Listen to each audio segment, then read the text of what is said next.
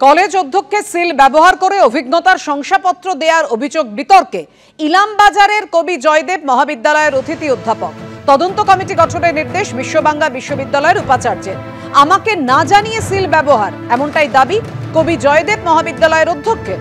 ঘটনার প্রতিবাদে বিশ্ববাংলা বিশ্ববিদ্যালয়ের সামনে বিক্ষোভ।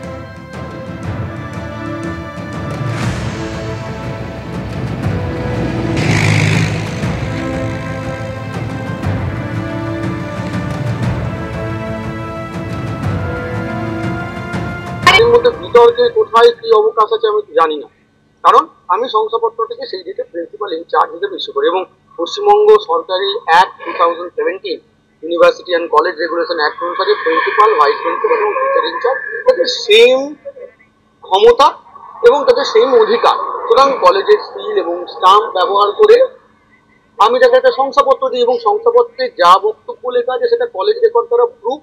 সেই ব্যক্তি 27/7/2027 থেকে পড়াচ্ছেন, 1/8/2022 থেকে সেশন চালু হয়েছিল বলে আমি তাকে 1/8/2022 থেকে এই কলেজে পড়াচ্ছেন বলে একটা সামান্য শংসাপত্র নেই। সেই শংসাপত্রের ভিত্তিতে নিশ্চয়ই কারোর চাকরি হওয়া বা কাউকে কোনো বিশেষ ফেভার পাইয়ে দেওয়ার প্রশ্ন উঠতেই পারে।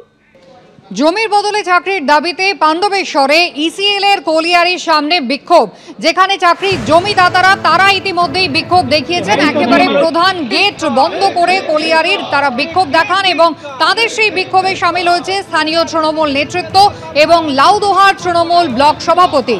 সকাল থেকেই কলিয়ারি প্রজেক্টের মূল গেট আটকে বিক্ষোভ দেখান এরা। ব্যবস্থা করে চাকরি আমাদের দিতেই হবে।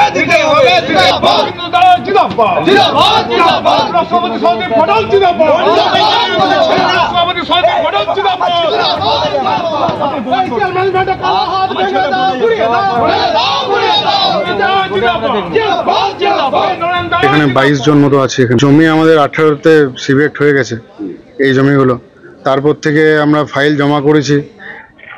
ফাইল জমা করার পরেও এই টেবিল ওই টেবিল ঘুরতে ঘুরতে বিভিন্ন রকম টালবাহানা, ম্যানেজমেন্টের বিভিন্ন রকম টালবাহানা। আজ এই পেপারস লাগবে, কাল ওই পেপারস লাগবে, কালকে পেরোল আসবে, কালকে ওই অ্যাপ্রুভেল আসবে, এই করতে করতে 2025-এ এসে দাঁড়িয়েছি আমরা।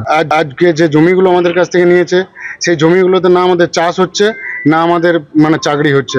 এমত অবস্থায় আমরা পড়ে আছি এখানটাতে।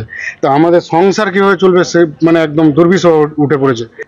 আমরা কি করব এখন খুঁজে পাচ্ছি, দিশেহারা হয়ে পড়েছি আমরা। আমাদের যদি চাকরি যদি না হয় আমরা এর থেকে বৃহত্তর আন্দোলনে আমরা लैंड के अगेंस्ट में है। अच्छा, प्रोसेस हो रहा है हेडक्वार्टर में। कितना दिन से प्रोसेसिंग हो रहा है? समय लिया है, मैनेजमेंट ने इनको आश्वासन दिया है। मतलब उसी जो पहले बात हुई थी उसी चर्चा पे सब लोग अपना डिसीजन लेंगे। इसीलिए अभी जो है सर ने भी बोला है कि हेडक्वार्टर में प्रोसेसिंग चल रही है और इन लोगों को जल्दी से जल्दी दिया जाएगा, बस यही बोलना चाहिए। জমিদাতাদের দাবি জমির বদলে চাকরি দেওয়া হবে, এমনটাই প্রতিশ্রুতি দিয়েছিল ইসিএল, কিন্তু দীর্ঘদিন কেটে গিয়েছে, সেই প্রতিশ্রুতি কিন্তু পূরণ হয়নি, এমনটাই তাদের দাবি। আর চাকরি না মিললে আমরণ অনশন করবেন, এমনটাই হুঁশিয়ারি দিয়েছেন জমিদাতারা। যদিও ইতিমধ্যেই তৃণমূল কংগ্রেস এই অচলাবস্থার জন্য কেন্দ্রীয় সরকারকে দায়ী করছে, যদিও বিজেপি পাল্টা বলছে জমিদাতাদের আজ এই অবস্থার জন্য দায়ী শাসক দল তৃণমূল কংগ্রেস।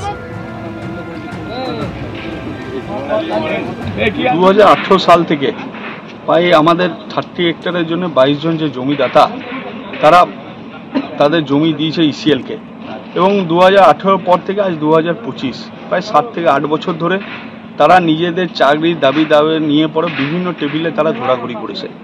কোনো টেবিল থেকে একটাও সদুত্তরও পায়নি। এই কোলবেল্ট এরিয়ার মানুষরা সবাই বিক্ষুব্ধ। এইভাবে ইসিএল বলুন বা কেন্দ্রীয় সরকার চাইছে যে বেকারত্বের হারকে না কমানোর জায়গায় বেকারত্বের হারকে বেশি বাড়িয়ে রাখার চেষ্টা করছে এবং তারা বারবার বিভিন্ন এদের জমি থেকে কয়লা তুলে এক্সট্রাকশন করে পরে তারা নিজেদের প্রোডাকশনকে অ্যাচিভ করে নিচ্ছে, বরং তাদেরকে চাকরি দেওয়ার জায়গা থেকে ব্যর্থতা প্রমাণিত করেছে। তাই আমাদের বিধায়ক সাহেবও বারবার এই টেবিল চাপিয়েছেন এবং সিএমডি সাহেবের কাছে উনি কথাও তুলেছেন। তারপরেও সিএমডি সাহেব বলুন বা আরও যারা আধিকারিক আছে ইসিএল দপ্তরের, তাদের কোনো আওয়াজ সেইভাবে আমরা পাইনি। বৃহত্তরভাবে আন্দোলনে যাব। তাদের আন্দোলনকে আমরা সমর্থন জানাই, ঠিকই তো, তাদের জমি গেছে, চাকরি হবে না কেন? কিন্তু তৃণমূল কংগ্রেস এখানে কি করছে? তাদের এই অবস্থার জন্য তো তৃণমূল কংগ্রেস দায়ী। এর আগে যে জেনারেল ম্যানেজার ছিল তার সঙ্গে তৃণমূল কংগ্রেসের বিধায়কের তো ধর্মরম, তাকে সেটিং করে কি করে কয়লাতে বালি মিশানো যায়, কয়লাতে ছাই মিশানো যায়, সেসব কাজ করতো। আর এখনও তৃণমূল কংগ্রেস এই কারণে ঢুকেছে যাতে যে জিএম এর উপর প্রেসার ক্রিয়েট করে সেখান থেকে কয়লা চুরি করা যায়, বালি চুরি করা যায়, এইসব কাজের জন্য ঢুকেছে। গ্রামবাসীদের সমস্যা নিয়ে তৃণমূল কংগ্রেসের কোনো মাথা ব্যথা নেই, এবং গ্রামবাসীরা নিজেরা আন্দোলন করলে বেটার আন্দোলন হবে।